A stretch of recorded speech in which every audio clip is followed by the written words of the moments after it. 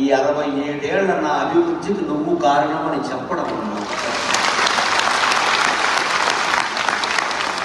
అప్పుడు దాంపత్యం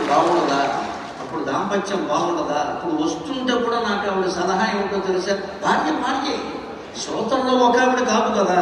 గో 2 గంటలు 3 గంటలు మాట్లాడకండి, గంటన్నర మాట్లాడండి చాలు చెప్తుంది. ఈ మాట ఎవరు చెప్తారండి? భార్య తప్ప, తల్లి తప్ప ఇంకెవరు చెప్తారు? మీరు చెప్పారా మాట్లాడండి అంటారు. గంటన్నర మాట్లాడరండి అని చెప్పిందండి. ఎవరు చెప్తారు? నిన్నుగా ప్రేమించుటకు, నీకోసమ కన్నీరు నించుటకు నేనున్నానని నిండుగా పలికే తోడొకరుండిన అదే స్వర్గము, అదే సౌఖ్యం.